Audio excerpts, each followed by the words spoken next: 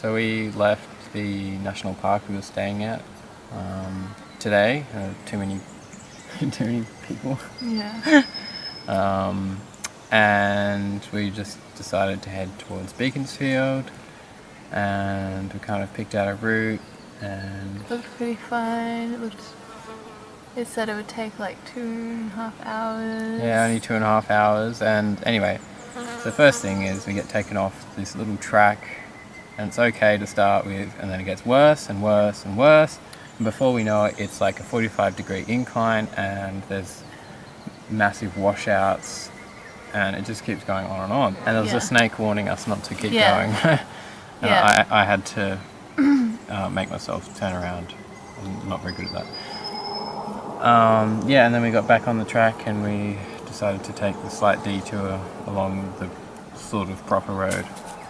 And which was still a gravel road, so it's still like pretty hard to ride on. And it's ended up being a 300-meter climb all up. Yeah. Straight up. And we were dying, honestly. Yeah. But we didn't want to turn around because that just seemed even worse. And we knew that on the other side, going down the hill would be almost just as bad. Yeah. We were worried that it would be. Because it was the kind of gravel that you don't have any grip. So you're just like sliding, and then so a lot of the way we were just pushing our bikes like with all our strength up the hill and gripping the brakes. Otherwise our bikes would have just slid on down with like so easily. It was just like a full body strength all the time for like hours on end. Hard moments in there. Yeah. But then we had a nice way roll down, and then there was a few ups and downs, and then we had a really nice fast descent into some weird little town, just barely a town, I think it's called. Which one?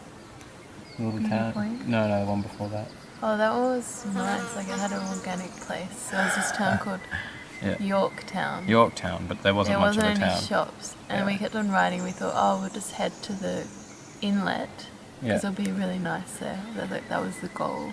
And then like 2 shops, like a tiny little mini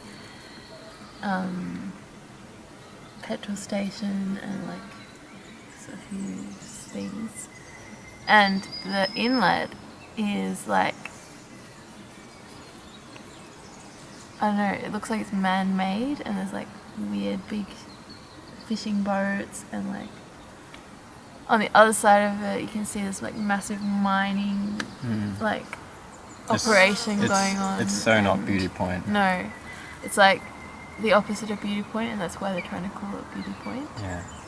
Anyway, we headed around, we kept struggling along, and we eventually found this little place, which is really beautiful. It's very, very small, tight spot, but we're kind of hidden away.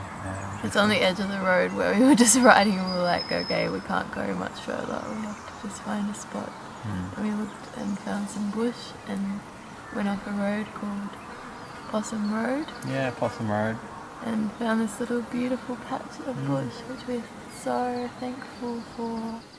And we're right near a graveyard, but that's fine. Yeah. And the dead don't mind. Yeah. And it's just a really pretty little patch. Yeah. We'll set up our tent and probably just go to sleep straight away, to be honest. Or maybe we thought the first ride was hard. And this one was hard. Like, maybe how much harder would you say it was? Twice as hard. Yeah, like twice as hard as the first ride. We did go twice as long. And it was twice as long. So did you say that we rode 5 hours? Yep, 5 hours. 5 hours. And there were many times where it just felt like we couldn't do it anymore, but somehow we managed.